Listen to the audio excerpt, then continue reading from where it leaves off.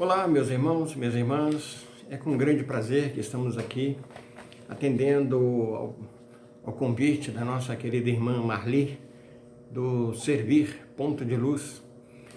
E nessa oportunidade nós vamos falar um pouquinho sobre as lições de Santo Agostinho. E como eu disse para ela, foi uma coincidência muito interessante porque eu estudei numa escola dos padres agostinianos, dos frades agostinianos. E eu passei a admirar esse santo a partir de uma palestra que um dos frades fez contando a história de Santo Agostinho. E ele dizia pra gente uma coisa muito interessante, né? Que Santo Agostinho, ele foi homem antes de ser um sacerdote, antes de ser um bispo e muito antes de se tornar um santo. Muito interessante a história de vida dele. E posteriormente, quando nós vamos estudando a doutrina espírita, a gente vai vendo com muito mais profundidade dessa figura inonimável, né, que é Santo Agostinho. Então, Santo Agostinho é considerado o maior dos padres da Igreja Católica. Era um homem de grande paixão, de uma fé vigorosa, de uma fé muito firme. E é aquilo que nós vamos aprender na doutrina espírita, uma fé raciocinada. Ele tinha uma grande inteligência, por isso ele questionava muito, e por isso ele questionou muito antes de se tornar um ferrenho defensor da Igreja Católica, né? Ele também, como sacerdote, ele foi incansável para atender às solicitações mais diversas que o povo fazia na sua época. E ele deixou uma marca profunda na vida cultural do Ocidente e, por que não dizer, né, de todo o mundo. É uma figura muito interessante que a gente começa lembrando que o nome dele, Aurélio Agostinho de Hipona, e foi conhecido mundialmente, né, universalmente, podemos dizer, como Santo Agostinho. Ele, além de teólogo, um grande filósofo, e ele trabalhou muitíssimo nos primeiros séculos do cristianismo.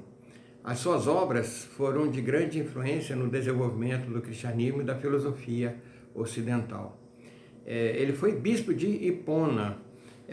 Hipona é uma cidade da província romana na África. Ele nasceu no dia 13 de novembro de 354, em Tagaste.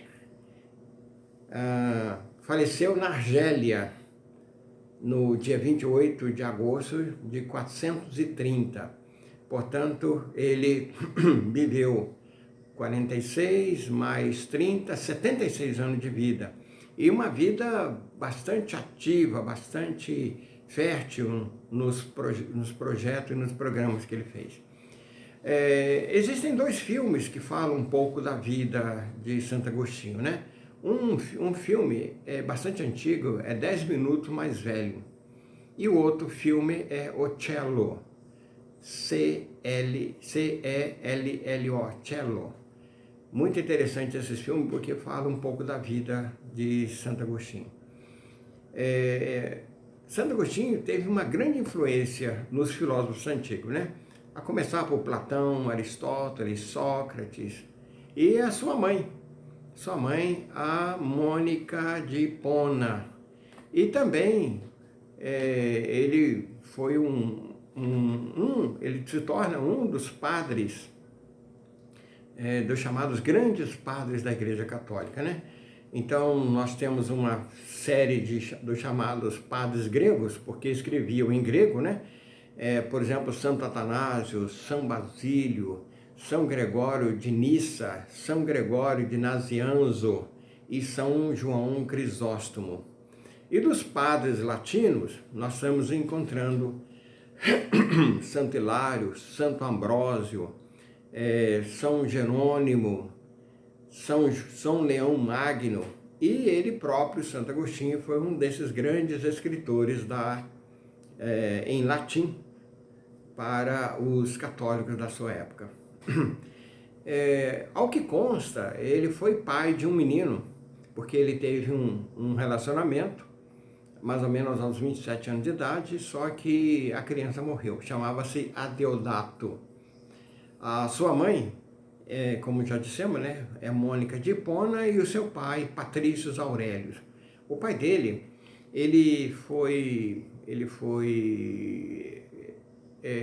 era um pagão, e ele foi pagão até praticamente na véspera da morte, né? Pagão, meus irmãos, para quem não se lembra mais, é aquele que não é batizado, né?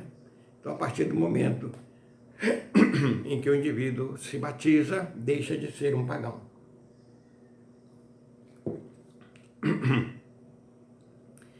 Ele era de uma família de classe média. Só que naquela época os estudos eram muito caros, somente aquelas famílias bem aquinhoadas tinham condições de fazer o pagamento. E ele teve a presença de uma criatura chamada Romaniano.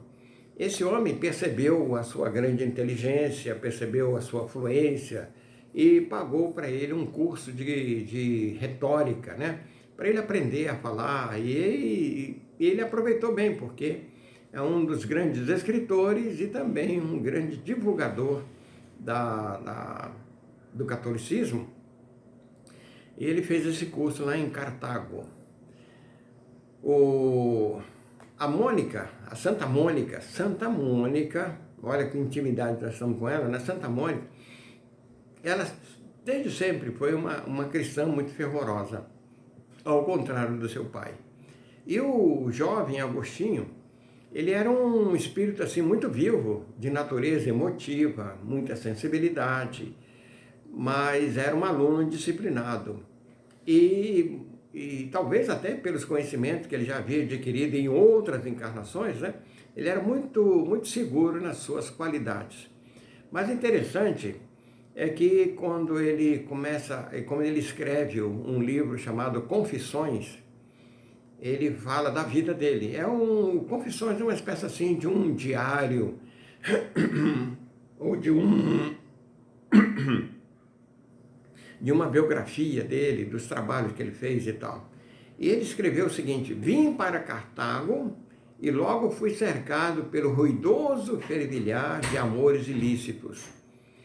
Ele teve essa convivência com as pessoas, os jovens da sua época, e como eu disse, né, ele não tinha dinheiro suficiente para pagar os seus estudos. Então ele começou a conviver com aqueles jovens que tinham condições financeiras, né? A outra questão é que não agradava a ele o cristianismo. Vamos lembrar aqui que nessa época o cristianismo estava começando, né? Estava ainda naquela fase mais complicada, mais difícil e tal. Mas mesmo assim ele começou a ler Bíblia.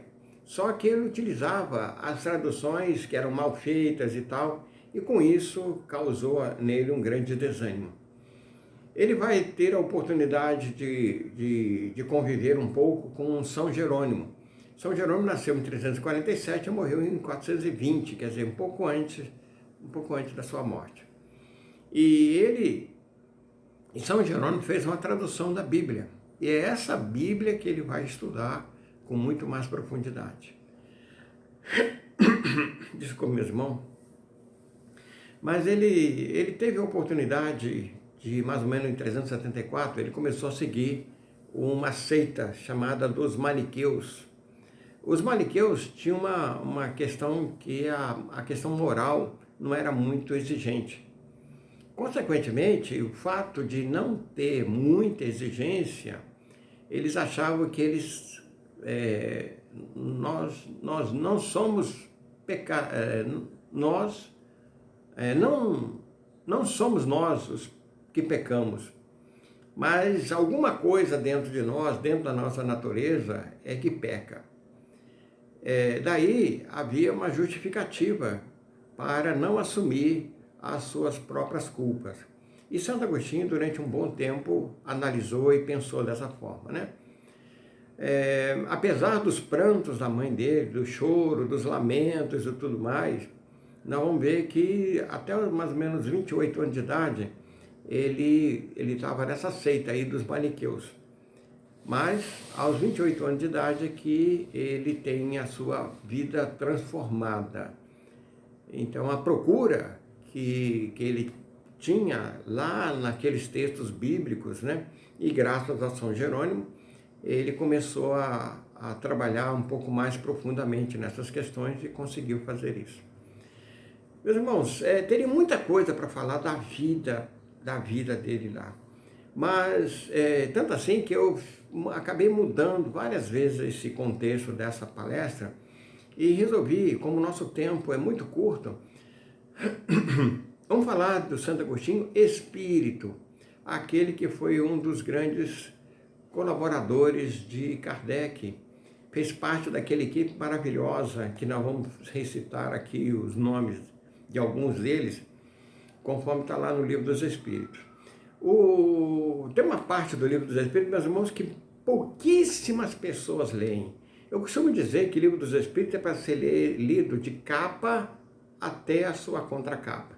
Ou seja, todo aquele conjunto que tem ali, tudo ali tem informações maravilhosas, tem coisas espetaculares. Então nós precisamos trabalhar muito todas essas questões para a gente poder aprender ao máximo. E é o Livro dos Espíritos, pelo fato de ser o primeiro livro, é que nós vamos encontrar todo um conjunto de informações que vai nos fazer entender o restante da doutrina espírita. Temos nesse livro uma parte chamada Prolegômenos. Prolegômenos. Peguem lá depois, nós não vamos atentar para o que significa prolegômenos. Vamos pegar o conteúdo dele. Então eu copiei para a gente poder fazer uma leitura breve aqui de alguns desses pontos do prolegômeno. Diz assim: fenômenos alheios às leis da ciência humana se dão por toda parte, revelando na causa que os produz a ação de uma vontade livre e inteligente.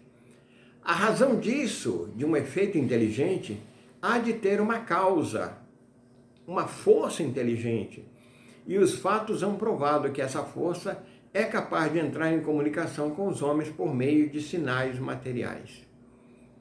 Interrogada acerca da sua natureza, essa força declarou pertencer ao mundo dos seres espirituais, que se despojaram do invólucro corporal do homem.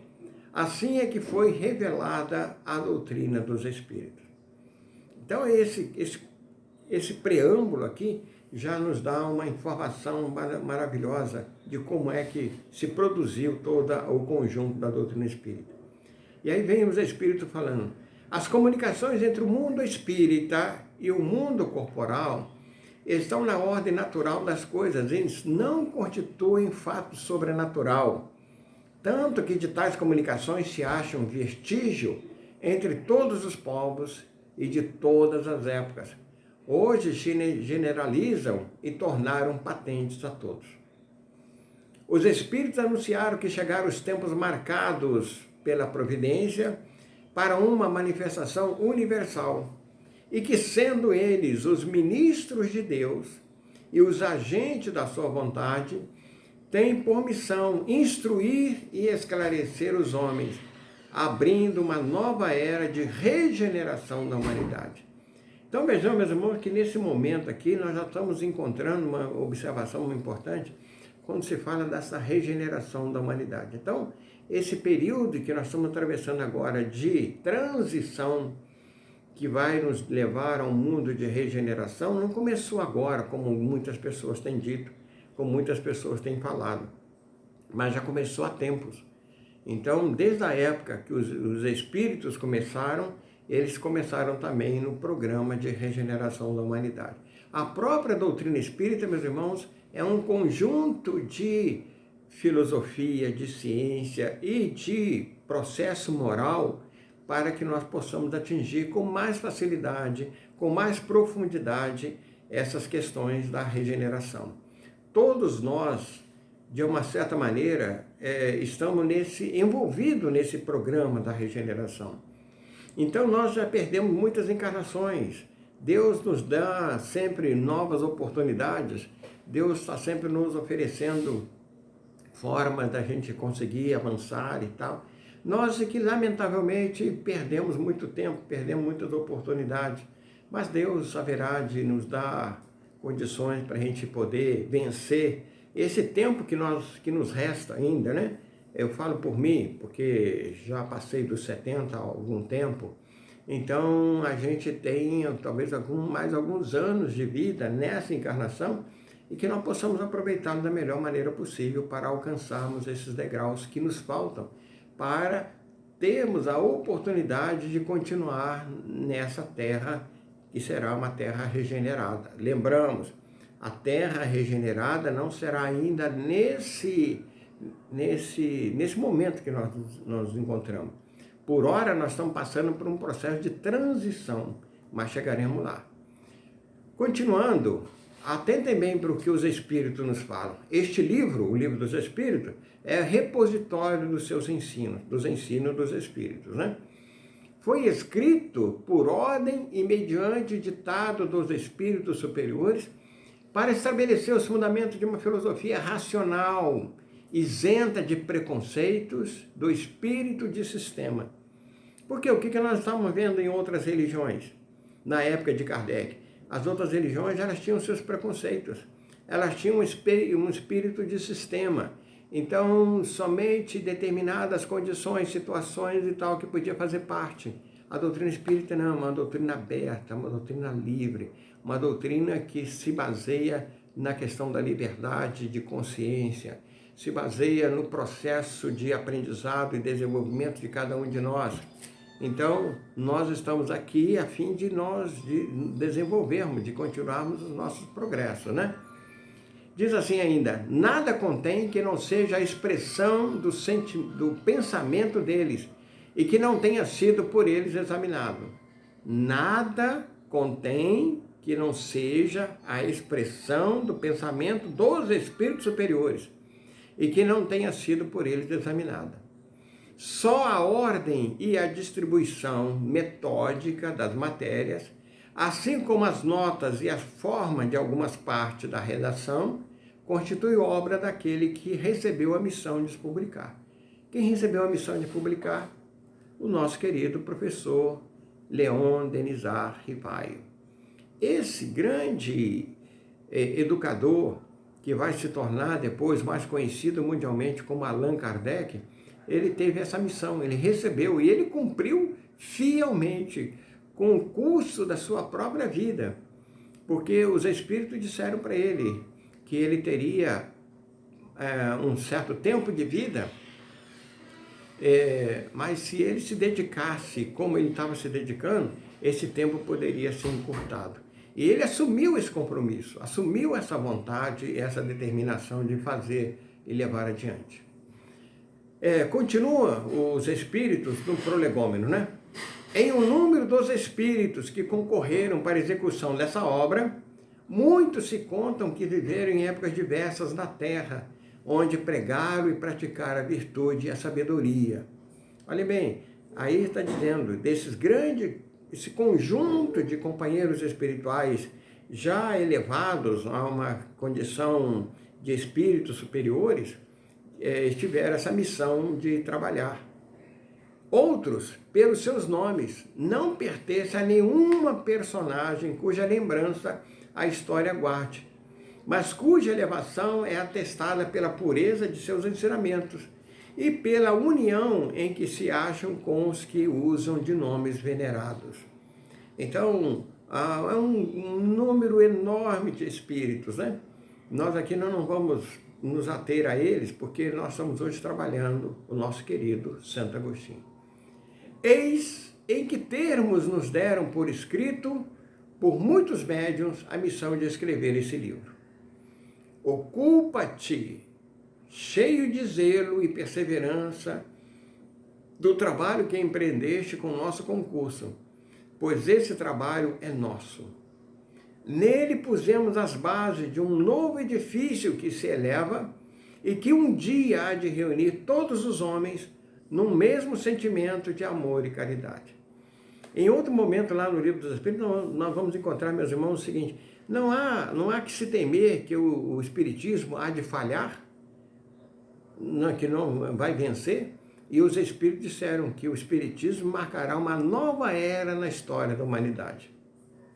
Então ficamos tranquilos, ficamos tranquilos, porque nós estamos no caminho certo, nós estamos no caminho do desenvolvimento, para que a gente possa vencer todas essas dificuldades das nossas vidas e, consequentemente, vencer também aquele homem velho que habita dentro de nós. Diz ainda, mas antes de o divulgares, revelo-emos juntos a fim de lhe verificarmos todas as minúcias. Kardec recebeu isso. Antes de fazer a divulgação do livro dos Espíritos, os Espíritos analisaram, reanalisaram, pesquisaram e tal, encontraram erros, encontraram determinados problemas lá e fez com que Kardec corrigisse. Estaremos contigo sempre que pedires, para te ajudarmos nos teus trabalhos. Porquanto essa é apenas uma parte da missão que está confiada e que já um de nós te revelou. Então, essa é a missão de Allan Kardec, né? Então, essa parte do Prolegômenos é assinada por exemplo, São João Evangelista, Santo Agostinho, São Vicente de Paulo, São Luís, o Espírito de Verdade, Sócrates, Platão, Fénelon, Franklin, Swedenborg e uma série de outros espíritos. O mais interessante aqui para nós, no momento, hoje, é Santo Agostinho. Tem uma pergunta no Livro dos Espíritos que eu queria chamar a atenção para a gente poder pegar uns pequenos trechos. É a pergunta 495 do livro dos Espíritos, cuja resposta foi dada por São Luís e por Santo Agostinho. Os dois juntaram os seus saberes para poder nos dar essa informação. Poderá dar-se que o Espírito Protetor abandone o seu protegido por se lhe mostrar esse rebelde aos seus conselhos? É aí que São Luís e Santo Agostinho vêm dar para a gente uma lição belíssima acerca do que é o anjo da guarda, né? Então, eles disseram o seguinte, que o anjo da guarda afasta-se quando vê que os seus conselhos são inúteis e que mais forte é no seu protegido a decisão de submeter-se à influência dos espíritos inferiores. Mas não o abandona completamente, sempre se faz ouvir. O protetor volta desde que este o chame. É uma doutrina essa dos anjos guardiões, que por seu encanto e doçura devera converter os mais incrédulos. Vamos lembrar aqui, meus irmãos, que Santo Agostinho, lá naquela época, né, 1400 anos antes do aparecimento da doutrina espírita, 1400? Não, 1400 anos antes da doutrina espírita, Santo Agostinho já trabalhava essa questão, e ele já falava dos anjos da guarda. Então, era um trabalho que a Igreja Católica, tanto assim que a Igreja Católica de todas as religiões cristãs, aquelas que se julgam cristãs, que fala do anjo da guarda. Eles se acham ao vosso lado por ordem de Deus. Os anjos da guarda se acham ao nosso lado por ordem de Deus. Nem nos cárceres, nem nos hospitais, nem nos lugares de devassidão, nem na solidão estáis separados desses amigos, a quem não podeis ver, mas cujo brando influxo vossa alma sente, ao mesmo tempo que lhes ouve os ponderados conselhos. Essa, meus irmãos, é uma das realidades, né, que a gente vai encontrando. Eu vou saltar aqui um pedaço, porque não vai dar para a gente ler tudo, né?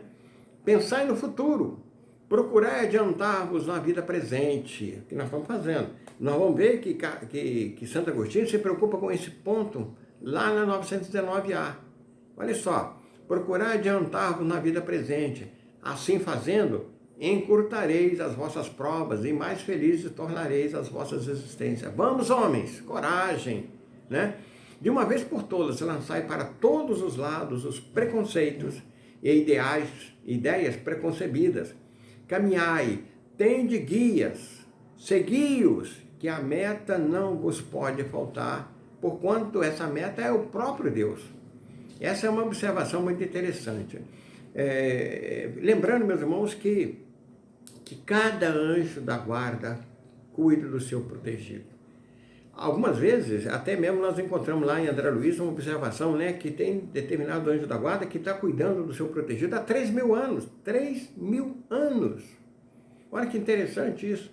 Então ele conhece muito mais a gente do que nós mesmos, né? E não deve ter nenhum receio de fazer perguntas a ele, devemos ter sempre esse contato com ele. É interessante que normalmente nós pedimos aos santos, pedimos a Bezerra de Menezes, pedimos a esse espírito, aquele outro espírito, e esquecemos de pedir para o nosso anjo da guarda que está à nossa disposição o tempo todo, né? Depois nós temos uma outra pergunta muito interessante, que é a 919, que também vai ser respondida por Santo Agostinho, começando assim, ó: qual o meio prático mais eficaz que o homem tem de melhorar nessa vida e resistir à atração do mal? E aí um sábio da vossa antiguidade disse: conhece-te a ti mesmo. Quem disse isso? Sócrates. O Sócrates, juntamente com os outros espíritos, é que vem a trabalhar a doutrina espírita. E Santo Agostinho dá-nos uma lição belíssima, na 919A, peguem lá, 919A, né? Como é que nós podemos fazer? Conhecemos toda a sabedoria dessa máxima, pergunta Kardec. Porém, a dificuldade está precisamente em cada um conhecer-se a si mesmo. Qual o meio de consegui-lo? Aí Santo Agostinho vem dizer para a gente assim: fazei o que eu fazia quando vivi na terra. Ao fim do dia interrogava a minha consciência, passava em revista o que fizera e perguntava a mim mesmo se não faltara algum dever, se ninguém tivera motivo para de mim se queixar. Então, essa, meus irmãos, é a maneira da gente poder conseguir tudo isso. Então, fazendo isso todas as noites que nós vamos ver se nós vamos precisar de reforma. Então, foi assim que consegui conhecer o que em mim precisava de reforma. Ele diz assim, né? Aquele que evoca todas as noites as suas ações que praticara durante o dia e inquirir de si mesmo o bem e o mal que houvera feito, rogando a Deus e ao seu anjo da guarda, olha bem, voltando lá, ao seu anjo da guarda, que o esclarecessem, grande força adquiriria para se aperfeiçoar, porque, crede-me, Deus o assistiria, né? Aí tem mais umas outros pontos aqui bem interessantes, vale muito a pena ler e analisar essa pergunta 919A, tá bom? Mais adiante aqui, meus irmãos, nós temos a pergunta 1009, que fala das penas eternas, que foi criada foi mesmo pela Igreja Católica, ela que colocou isso na cabeça do povo e tal, né? E aí Santo Agostinho responde essa pergunta dizendo assim: interrogai o vosso bom senso, a vossa razão, e perguntai se uma condenação perpétua, motivada por algum momento de erro, não seria negação da bondade de Deus, que é, com efeito, a duração da vida, quando ainda se for de 100 anos, em face da eternidade. Eternidade, compreendei bem essa palavra? Sofrimentos, torturas sem fim, sem esperança, por causa de algumas faltas? O vosso juízo não repele semelhante ideia? Olhe bem a filosofia de Santo Agostinho para esclarecer-nos acerca disso, né? Que os antigos tenham considerado o Senhor do Universo um Deus terrível, cioso e vingativo, concebe-se. Na ignorância em que se achava, atribuíam à divindade as paixões dos homens. Esse, todavia, não é o Deus dos cristãos, que classifica como virtudes primordiais o amor, a caridade, a misericórdia e o esquecimento das faltas. Então, meus irmãos, é por aí que a gente vai vendo o quanto nós precisamos desenvolver, o quanto nós precisamos conhecer dessa figura, né? O nosso tempo é muito pequeno para a gente poder desenvolver mais. Tem mais outros pontos dentro da doutrina espírita que foi trabalhado por Santo Agostinho. Essas 3 questões que nós colocamos aqui que mostra para a gente algo assim mais aprofundado, né? No Livro dos Espíritos, na conclusão, no item 8, diz assim, é para nós concluirmos aqui. Por muito tempo, os homens se têm estraçalhado e animatizado mutuamente em nome de um Deus de paz e misericórdia, oferecendo-o a semelhantes, com semelhante sacrifício. O Espiritismo é o laço que um dia os unirá, porque lhes mostrará onde está a verdade, onde o erro. Durante muito tempo, porém, ainda haverá escribas e fariseus que o negarão, como negaram Cristo. Quereis saber sobre a influência de que espíritos estão as obras, as diversas seitas que entre si fizeram a partilha do mundo? Julgai pelas suas obras e pelos seus princípios. Jamais os bons espíritos foram instigadores do mal. Jamais aconselharam ou legitimaram o assassínio e a violência. Jamais estimularam os ódios dos partidos, nem a sede de riqueza e das honras, nem a avidez dos bens da terra. Os que são bons, humanitários e benevolentes para com todos, estes os prediletos e prediletos de Jesus, porque seguem a estrada que este lhes indicou para chegar até eles, ok? Então é muito importante isso. Nós teríamos aqui, se não tivesse um pouquinho mais de tempo, nós iríamos falar sobre a conversão. Conversão é essa, meus irmãos, que nós podemos passar por elas. Se ainda não assumimos completamente o que é a doutrina espírita, nós podemos também passar por um processo de conversão, como foi a de Santo Agostinho. Eu quero agradecer a vocês a atenção, o carinho e o nosso desejo de que sempre haja muita felicidade para todos, muita saúde, muita paz, e que o nosso venerável Santo Agostinho seja o protetor das nossas causas, seja um desses que vai influenciar-nos para que nós possamos vivenciar da melhor maneira possível.